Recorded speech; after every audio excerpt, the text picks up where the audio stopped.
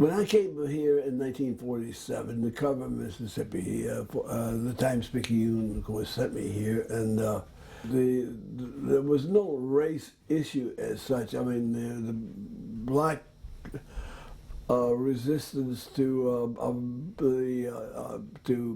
the segregated system had not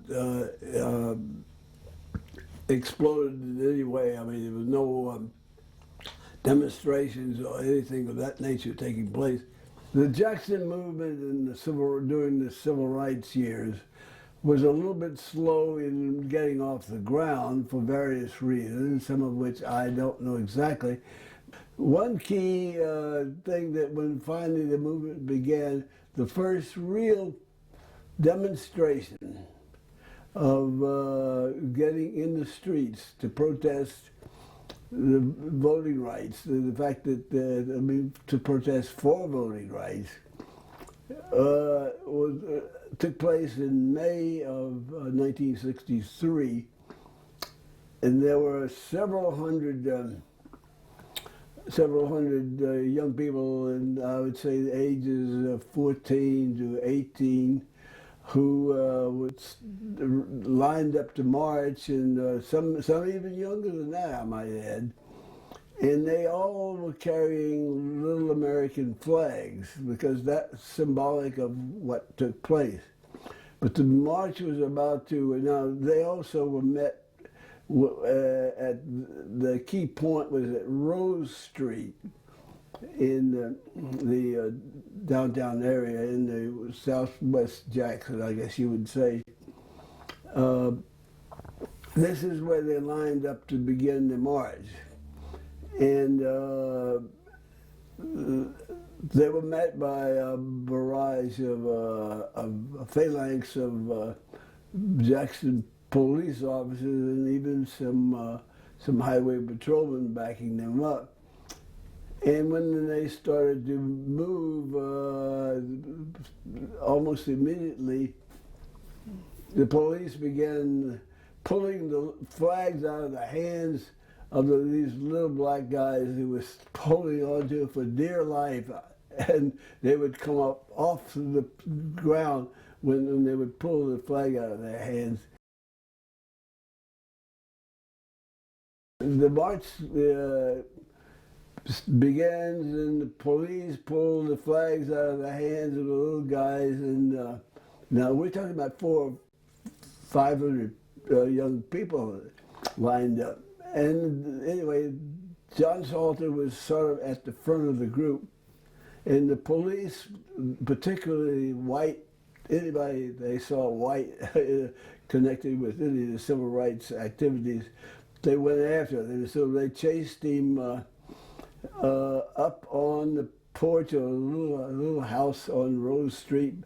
But as they went up the stairs, one of the policemen with a billy club the size of a baseball bat just absolutely honked him on the head. And I remember it was so loud that it sounded like Joe DiMaggio knocking a home run out of the Yankee Stadium. These young people who were arrested, now we're talking about several hundred of them now, the only way to carry them away was to put them on trash trucks, garbage trucks. You could take your pick, one of the two, to take them to the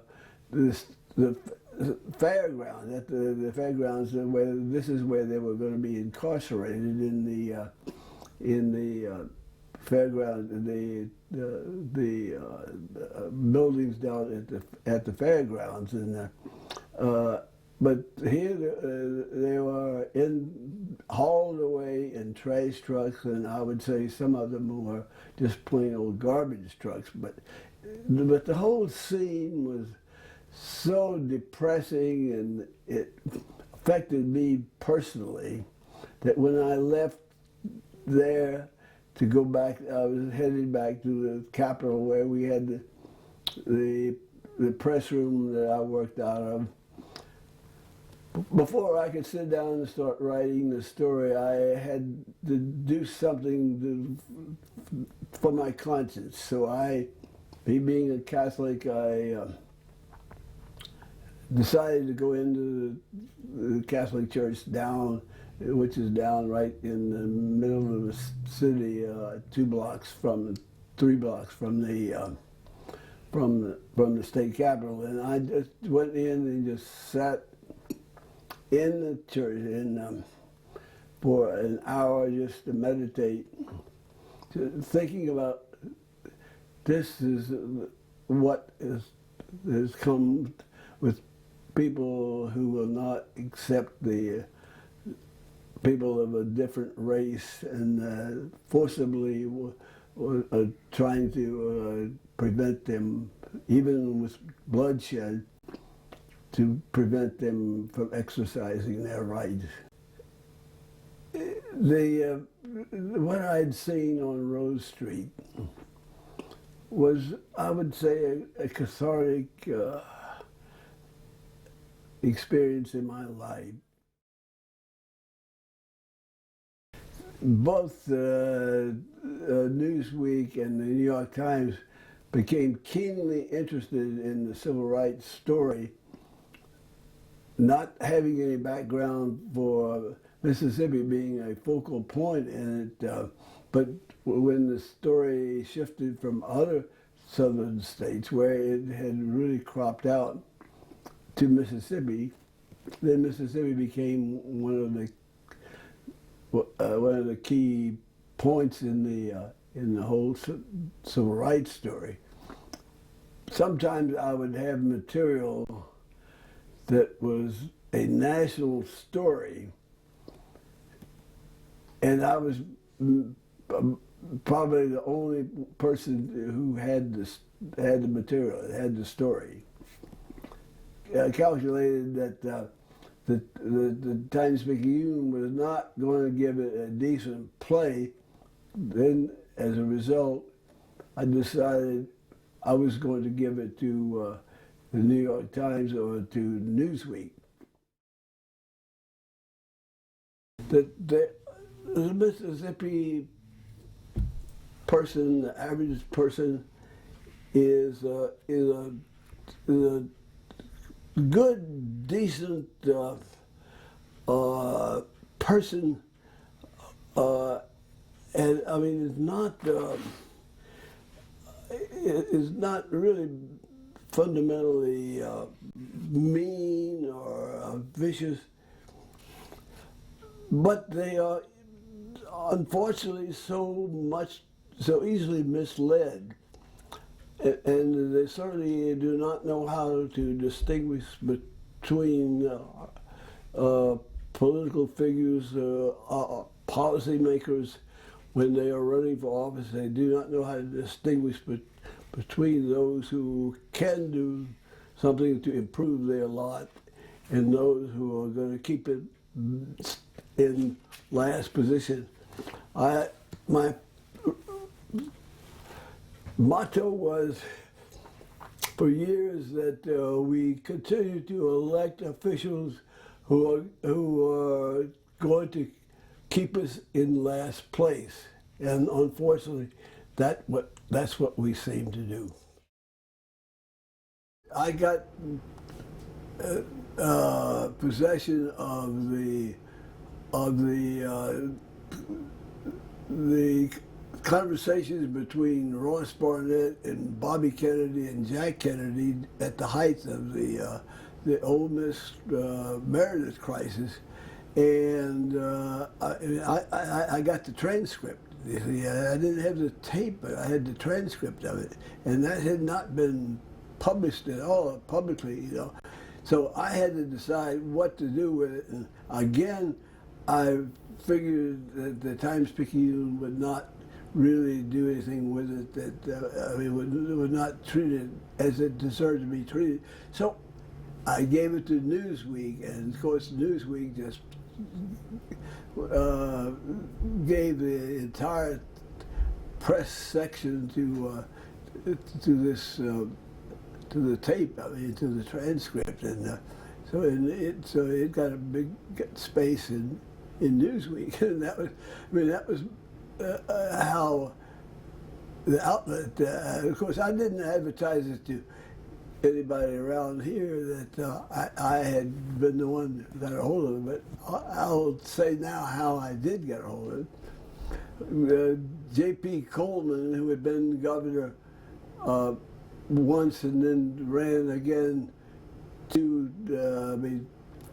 8 years after that again, and he was being pilloried by the opposition, by Paul Johnson and the other side, of having been too close to Jack Kennedy, and had let Jack Kennedy sleep in the Bilbo bed at the mansion. I mean, that was held up as the worst example of rubbing the nose of Mississippi in the excrement.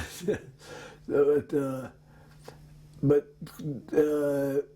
the Kennedys had given a copy of the transcript to Coleman, and Coleman gives me a copy of the transcript, and that's how I got a hold of it.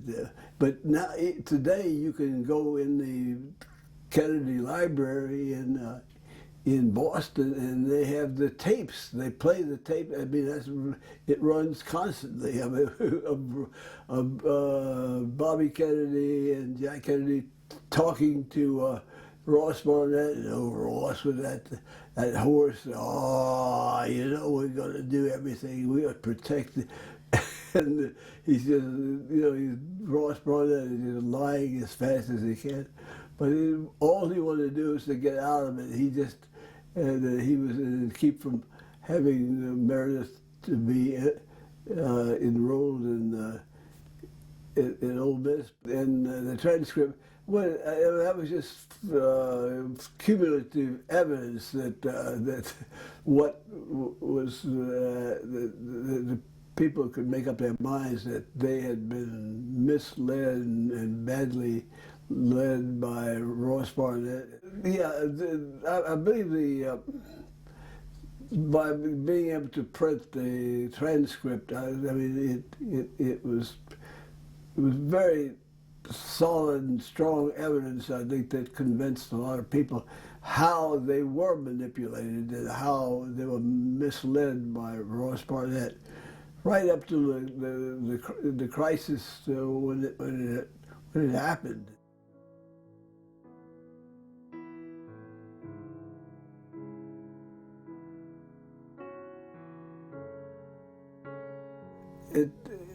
I feel that it's sharing those intimate little experiences with, I think, is part of the history that the people of this state need to know about. I mean, it's too many people in Mississippi want to sort of close the book on like the civil rights era, the bad things that happened. And that's a great mistake. I mean, it's been said many times that those who fail to recognize history, learn from history, are doomed to repeat it.